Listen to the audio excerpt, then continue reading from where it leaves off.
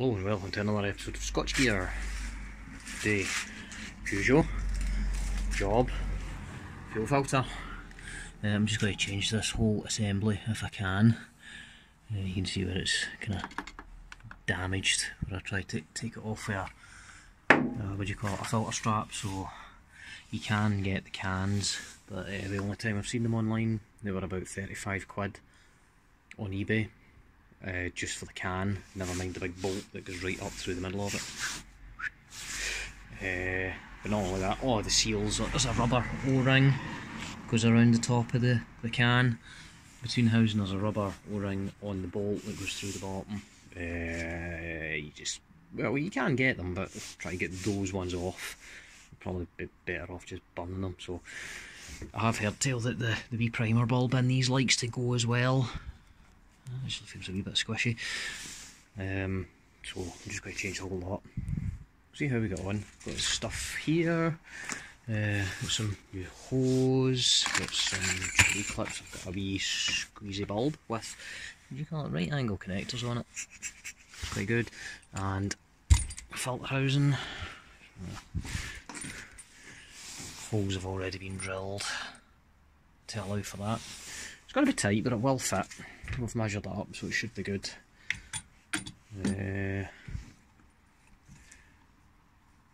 Right.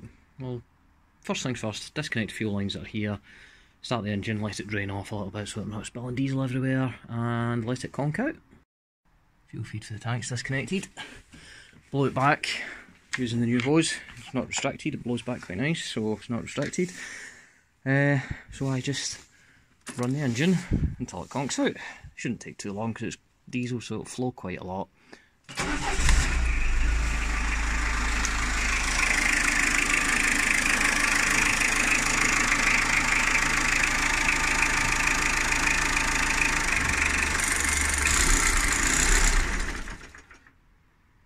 Right, that should have emptied most of the fuel out of the filter and the hoses, so spillage is a minimum. Happy days.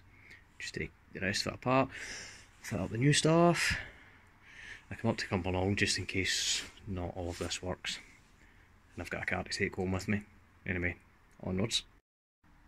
There we go, ISCe. It's down there. I'll get some more light on the subject.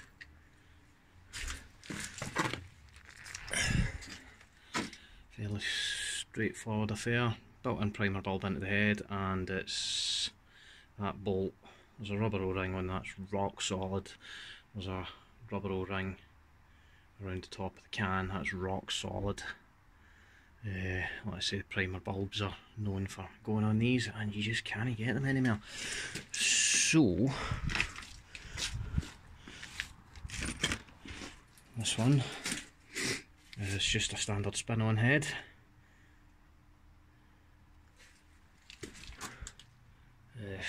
Holes are drilled in roughly the right place. It is going to be a tight squeeze, but I'm sure we'll get there. We'll get there. It's tight. It is tight in there. Try and get a look.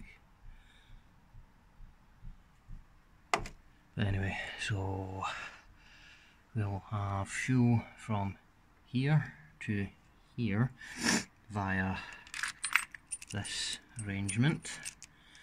The size of the threads is 7/8, 16 if I remember rightly. These are motorsport parts because 7/8 is American. It's a Cummins filter head, and this is ORB10, O-ring Boss 10, to AN8.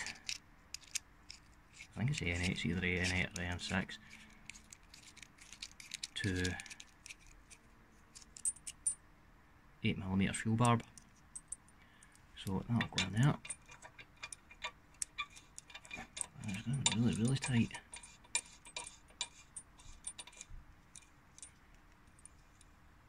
Snug that up with a spanner, and then we'll have the fuel bulb down there, and then fuel line to fuel bulb hanging off of this, and then you can't really see it.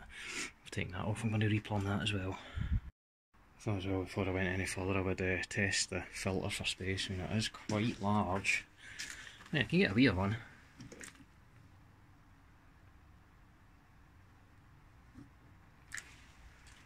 Right, so let's see how this goes. The O-ring for the threads. Get it on there. It's a good fit. It's tight, it was a good fit. Rather that than it was loose. Right, that's now on there. I have to. I'm going to give myself more hassle doing fuel filters on this in this case. I'm going to undo all this. But I would rather that than it was airtight.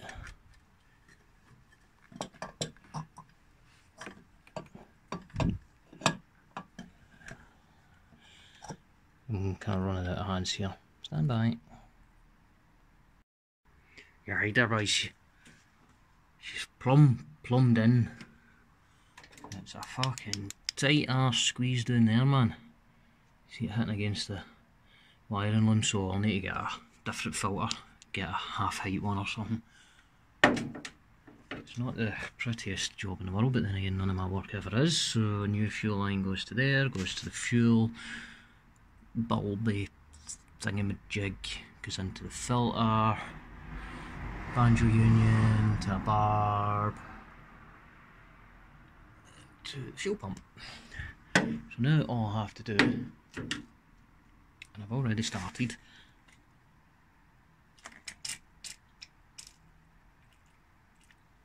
right, that's scooshing fuel at the pump. Let's tighten that up a wee tit.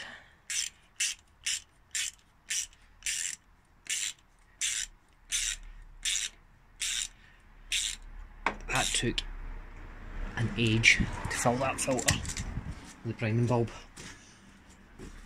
Let's face it, the filter's about a litre and a half, maybe more.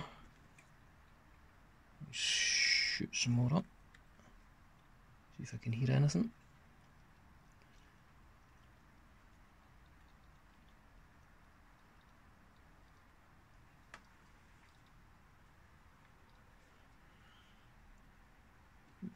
Right, bulb's going hard. There, misses. I think I was forcing the fuel back against the one-way valve there. Then I've taken the airbox off just to give me a wee bit more room. Nothing's going to fall into the engine. That's all reasonably secure. Isn't it? That is. That's magnetic. They're in there. Will do for now. It's not going to be a bit of tidying up. Right, let's see if it'll fire. Come on, little Peugeot. Run on your bus filter.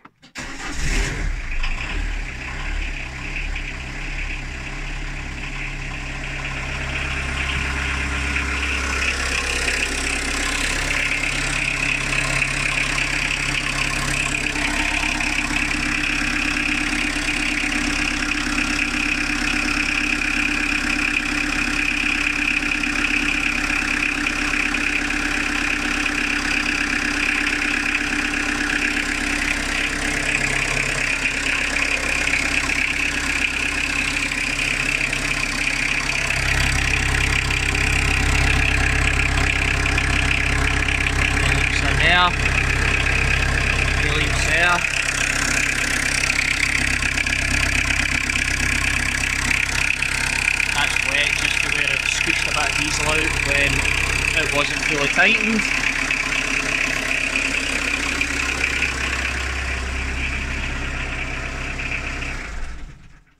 Jolliness. Right, we'll scooch it all back together and then go up the road. At least it works. I mean, it wasn't as if there was anything going to go majorly wrong. So, only thing I need to do is get a different filter. Let's see, that FS1022 is too long.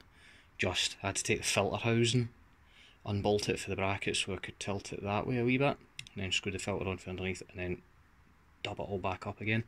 So, I'll try and get a shorter filter. I mean, I've got two of them, but they were like £7 each off Amazon. We'll get a half height one or something.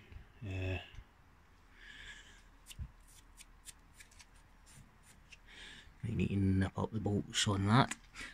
Anyway, job done-ish.